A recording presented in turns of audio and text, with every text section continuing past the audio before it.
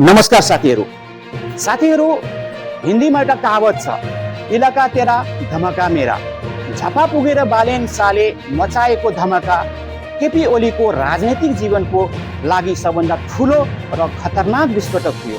चुनाव त अघिल्लो दिनहरूसम्म पनि केपी ओलीले तपाईँ चुनाव हार्नुभयो भने के गर्नुहुन्छ भन्ने मिडियाका प्रश्नहरूमा यो हार भन्ने कुरा कहाँबाट आयो, किन बोलेको हो, यस्तो कुरा कसरी हुन्छ, हार भनेर ओही दम र घमण्डको साथ प्रस्तुत भइरहेको केपी ओलीलाई झपालीहरूले नराम्रोसित पछाडिदिए।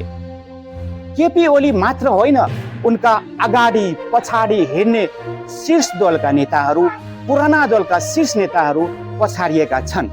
केही ठाउँको निर्वाचन परिणाम हेर्दा त यस्तो लाग्छ कि एमाले काङ्ग्रेसको झन्डा बोकेर आफ्ना नेतालाई जिताउनको लागि पछि पछि हिँडेका कार्यकर्ताहरूले पनि चुपचाप झन्डी छाप गोरिदिएको जस्तो देखिएको छ। आफ्नो पछाडि हिँडेका मान्छेहरू पनि आफ्ना हुँदा रहेन भन्ने कुरा सायद यसपालिको चुनावको परिणामले देखाएको होलान्। देशभर बजेको यो घन्टीको विषयमा पुराना राजनीतिक दलहरूले कसरी समीक्षा गरियो होलान्, त्यो आउने दिनमा थाहा नै होला। तर हाम्रा यत्रा सङ्गठनहरू छन्, यत्रा भातृ सङ्गठनहरू छन्, यत्रा सङ्गठित कार्यकर्ताहरू छन्, यत्रा पार्टी सदस्यहरू छन्, तिनका यत्रा परिवार सदस्यहरू छन्। यस्तो भनेर फुलाउने दिन नेपालको लागि चाहिँ सकियो। पुराना राजनैतिक दलहरू जो अति दलीयकरण गर्न माहिर छन्, उनका राजनीतिक सङ्गठनहरू, भातृ सङ्गठनहरू कहाँ थिएनन्? पार्टीका शिक्षक थिए, पार्टीका कर्मचारी थिए, पार्टीका बुद्धिजीवी थिए, पार्टीका मजदुर थिए, पार्टीका युवा थिए, पार्टीका व्यवसायी थिए, पार्टीका पत्रकार थिए।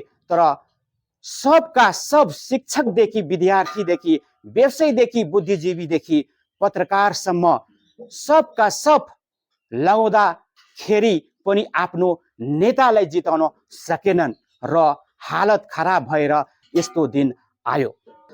4 वर्ष अगाडि काठमाडौँमा बालेन शाह, धरानमा हर्क सम्पाङ अनि गोपी हमालहरूले स्वतन्त्र उम्मेदवारी दिएर पुराना दलका उम्मेदवारहरूलाई पछाडेर चुनाव जितेर आएर स्पष्ट सङ्केत गरेका थिए कि जनताले विकल्प खोजिरहेका छन्।